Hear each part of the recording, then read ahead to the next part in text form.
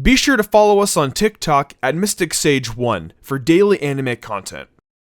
Previously on Goku's Greatest Enemy Part 1. I'm sorry, I had to do that. So previously, we went over a list of all of Goku's main enemies from Dragon Ball, Dragon Ball Z, and Dragon Ball Super. We came to the conclusion that of the three series, should we pick his greatest enemy from each, we would be left with the Demon King Piccolo, Frieza, and Zamasu. Today, we're going to take the three of them and discuss just who plays the role of being Goku's greatest enemy in Dragon Ball. Remember, this video will contain spoilers. All three of these characters can put up a pretty good argument to be his greatest enemy. So let's go ahead and take a look, starting with the Dragon Ball representative, the Demon King Piccolo. In Dragon Ball, there really isn't a bigger threat to Goku and the entire planet than the Demon King Piccolo. Master Mutaito, who is both Roshi and Shen's teacher, gave his life to use the evil containment wave and shut him away in a rice cooker. The destruction that Piccolo laid waste upon the world all those years ago took a very long time to correct, and his appearance in modern times was met with, once again, no true way to stop him. This of course leads to Master Roshi trying to stop him and failing. Due to Piccolo, three of Goku's friends are killed, including hundreds upon thousands of other people. And the first true bit of widespread destruction committed in the name of evil takes place. Piccolo becomes the first ever antagonist to successfully make a wish upon the Dragon Balls, and he follows this up by straight up destroying Shenron. Kinda overkill, but it's smart because it removes the easiest way of ever stopping his reign of terror. Goku was completely unable to even put a dent in Piccolo when he was old, even resulting in his heart giving out temporarily. After he became young again, defeating Piccolo definitely becomes an impossible task, until Goku learns from Korin the existence of the Super Divine Water.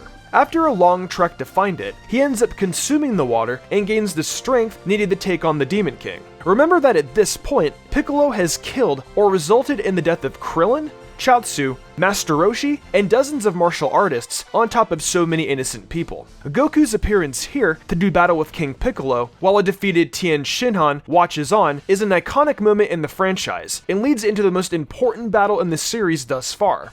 Piccolo and Goku battle for quite some time in an impressive display of technique. Piccolo ends up landing a blow that he believes has taken out Goku. But to the surprise of everyone, Goku overcomes the odds for one of the first times of many throughout his life and continues to fight. King Piccolo starts increasing his body size in an attempt to gain an upper hand over Goku, but it doesn't work as well as he'd like to. With his legs destroyed over time, Goku shoots a one-handed Kamehameha and launches into the sky, punching through King Piccolo's body entirely. From here, the Demon King spits out the Piccolo we all know and love, and he dies, leaving Goku the victor of his first encounter with the Namekian. From here, Goku ends up doing battle with Piccolo again at the 23rd Tenkaichi Budokai, a battle he ends up winning as well for his one and only victory at the tournament. That about wraps it up for Goku and Piccolo's interaction as enemies, and leads us into asking this: is the Demon King Piccolo Goku's greatest enemy? Well, let's look at the facts. In Dragon Ball, up until Piccolo's arrival, none of Goku's friends had died outside of Bora. Goku, of course, was able to collect the Dragon Balls and resurrect him, but in this case, he is left with the idea that there is no resurrecting Roshi, Chaozu, and Krillin. He ends up figuring out what he has to do following the conclusion of his fight with Piccolo. But for the sake of this conversation, we're only going to discuss what Goku would know from the time Krillin dies up until he finally defeats Piccolo in battle. In a mental state of thinking, his friends were gone permanently due to Shenron's destruction at the hands of Piccolo. One can imagine that nobody has ever gotten the ire of Goku more than Piccolo. He caused Goku immeasurable physical and emotional pain and essentially drove him to become stronger than he ever has, with the sole reasoning being to stop any more damage to the world. This can be seen as the first instance in which Goku becomes the planet's greatest defender by choice. Prior, he had stopped Emperor Pilaf from essentially taking over the world as well as the Red Ribbon Army, but it was not with saving Earth in mind. Energy beams, transformations, and insane power-ups were all big points of this arc, and Piccolo serves as a catalyst for what the series will turn into over time, especially into Z, a transition from an action gig anime to a battle shonen. We aren't gonna make any decisions just yet until we look at the other options, but the Demon King Piccolo definitely left such an impact on Goku that he for sure belongs in the conversation for his greatest enemy.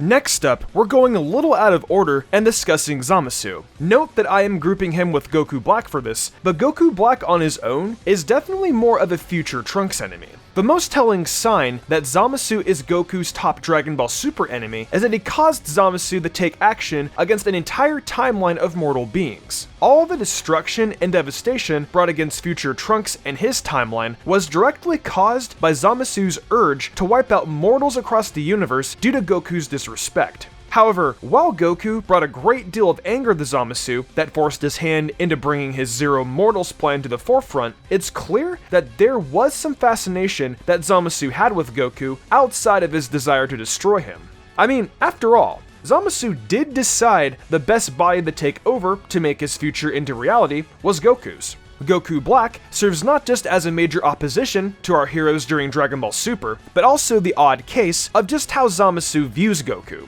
What Zamasu ended up doing wasn't exactly easy either. His hatred for Goku and all mortals led him to travel across universes and timelines just to achieve his goals and use Goku as a personal puppet. It was really two birds with one stone. Get revenge on Goku, and enact the greatest genocide that any universe has ever seen. In future Trunks' timeline though, there is no Goku anymore. He died long before Zamasu would arrive, so he had to use the Super Dragon Balls to steal Goku's body in the 7th universe, and then use a time ring to head to future Trunks' world, which means he ended up right back in a branch of the main timeline anyway.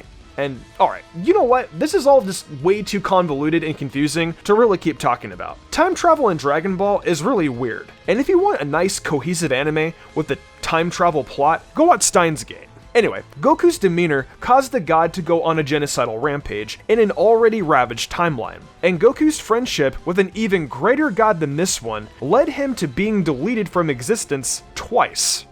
Finally, let's talk about Frieza. The Demon King Piccolo gave Goku his first real challenge and killed a great deal of his friends. Zamasu committed mass genocide while masquerading as Goku and essentially blamed Goku entirely for finally forcing his hand and enacting the Zero Mortals plan. Frieza, on the other hand? Frieza just wanted immortality. That's all. He went to Namek and just wanted to collect the Dragon Balls so he could force the dragon to let him live forever, so his conquests of ruling the universe could go on forever. Much like with Piccolo and Zamasu, Goku was never even a thought on his radar when he set out to take control and bring his plans to life. However, Goku butt in and tried to do what he deemed the right thing and save the day. Once more, Goku inserted himself into a situation that was essentially rooted in helping his friends. A very noble cause. We all know Goku though, and with the fact that a challenging enemy was a definite with all three of these guys, he definitely had that on his mind even more so as he got older. Frieza is responsible for the fact that Goku and Vegeta are two of only 4 living Saiyans left in Universe 7, as far as we know, and that can't be understated. King Piccolo wanted to rule the planet Earth, or rather no, he was the most powerful being on the planet while actually not doing any sort of ruling at all, while Zamasu wanted to eliminate all mortal beings. When it came to Frieza, he essentially wanted both of those things. Instead of ruling just one planet, he wanted to rule the entire universe, committing genocide after genocide until he reached the point of full control. He wanted to become immortal, so eventually there would be no one left to oppose him and his control over all the 7th universe. His motives are clear-cut, concise, and incredibly evil.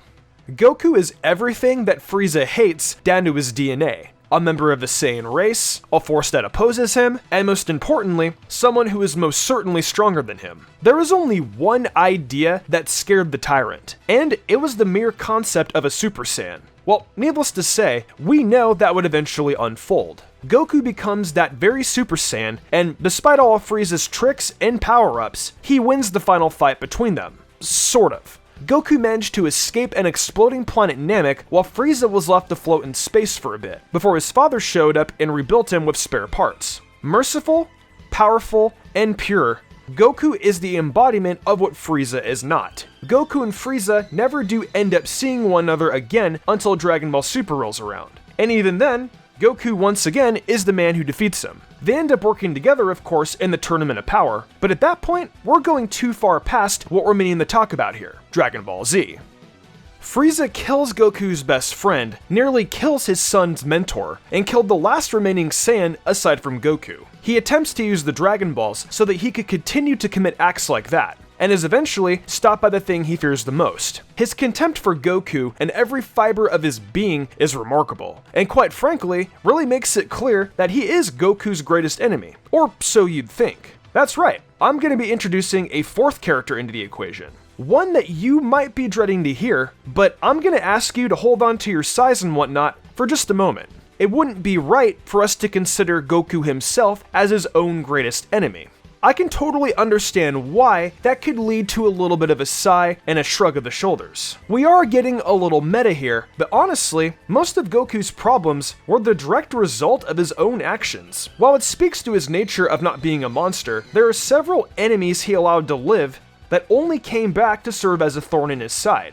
However, on the other side of the coin, the people he allowed to live came in handy at many points in his journey, Frieza and Vegeta being the biggest examples of this, as Vegeta has become a mainstay with the Z Fighters for a long time, and Frieza helped Goku defeat Jiren so Universe 7 could win the Tournament of Power. Goku's own Saiyan DNA clashes with his human upbringing to such a fault that something like the Tournament of Power comes into existence, putting the entirety of his own and several other universes' futures in major doubt. It is incredibly ridiculous just how far Goku will go to have a new person to fight that it all offers a challenge. Though an important thing to think about is that Goku doesn't exactly think about others when acting upon impulse. That's got a lot to do with just the way his nature is, which again is a clash between the human and Saiyan parts of him.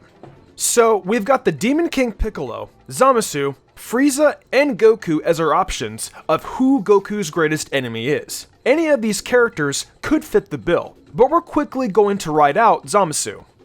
As we mentioned earlier, timelines worth of destruction were committed at Zamasu's hand, directly caused by his anger toward Goku and mortals in general. But he doesn't carry the same weight as, say, Piccolo does. While heinous acts can be attributed to Goku's interactions with Zamasu, the corrupt Kai did not suddenly hate mortals just from Goku's less than divine intervention. It was an act he always had planned, and that is almost the same when thinking about Piccolo's actions. Killing Goku's friends started as a coincidence with Krillin and became a habit when Roshi and the others tried to stop him from summoning the dragon. Goku was introduced to his first taste of defending the world when it came to duking it out with Piccolo. And at the time, with no chance of using the Dragon Balls to resurrect anyone or fix mistakes, Goku was definitely in a last chance mode for the very first time. There was so much growth when it came to the battle of Piccolo, but unfortunately, I can't say he is Goku's greatest enemy. He is definitely a majorly high-ranking enemy of Goku's, but when you take into consideration how he was defeated and what his reincarnation ends up doing long past his death, you begin to realize that he isn't on a level quite like Frieza. We're finally left with Goku himself and Frieza. I'm just going to come right out and say it, this one is tough. If we don't take the meta route, it's obvious that Frieza is Goku's greatest enemy. He triggered the first of many limit-breaking transformations in Goku, caused significant damage to the entirety of Universe 7, and is all around an awful being. Like we stated earlier, he is effectively the opposite of Goku, taking into consideration the problems that Goku has created for himself and others that he has needed to solve. However, it really changes perspective. I think the only thing I can use here to really decide who it is between the two is this. Goku created so many problems that he at many times was not able to handle them himself. You need not look any further than the Tournament of Power, where Goku teams with his master, his best friend, and his son, alongside Tien Shinhan, Piccolo, Vegeta, Frieza, Android 18, and Android 17. More than half of Goku's team were once people who were his enemies, including several whose primary objective was to kill him. Could you imagine your actions being at such detriment to yourself, and all you know that not only must you put your friends and family at risk, but even drag your former enemies into a battle of literal existence, all because you want to fight other strong people? Without the combined efforts of Goku, Frieza, and Android 17, Jiren doesn't get defeated. Even tapped into the earliest stages of Ultra Instinct, there is no hope for Goku to ever defeat Jiren in a one-on-one encounter. With that thought putting out there, whether you think it's a corny answer or not, Goku is his own greatest enemy. However, he is also his own greatest ally. While he caused such horrible things to happen and has spared many lives he probably shouldn't have, given circumstances, we need to remember that Goku is still alive, his friends are still alive, and things in the Dragon Ball world continue on because the problems Goku creates are always fixed, usually by him. If anything, an argument can be made that the Dragon Balls are surely Goku's greatest enemy. That being said though, I'm going to deem it so. In my opinion, Goku is his own greatest enemy. If he didn't create so many problems for himself and for literally everyone else he has ever come into contact with, then it wouldn't be this way. Fortunately enough, he has yet to actually do anything that isn't reversible. You know, aside from having the Omni King destroy the future Trunks' timeline. This was a bit of a big-time two-parter, but I am very satisfied with this outcome. While the Dragon Ball franchise isn't done yet, for right now, I think I'm right in saying Goku is his own greatest enemy. As always though, I want to know what you think. Should it have been Frieza, Zamasu, or Piccolo instead? Let me know in the comments below, and I'll make sure to check them out. Also, please remember to check out all the videos I've put out and will be putting out over here on Mystic Sage. There's quite a bit of Dragon Ball stuff. If you enjoyed the video, why not leave a like and consider subscribing with notifications on. With that said, I'm Mystic Sage, and I'll see you in the future with some more awesome anime content. Before the video closes out, I just want to thank you so much for your support during this month of July. I'm uploading every day, and with all the different anime I'm covering, I know there's a little bit for everyone. Also, if you want a little more Mystic Sage, head on over to TikTok and check us out over there for more fun, bite-sized anime videos. I've also got an Amazon store where I sell tons of Pokemon and anime merch too, so check it out. For real this time though, thanks again for watching. I'm Mystic Sage, and I'll see you tomorrow with more amazing anime content.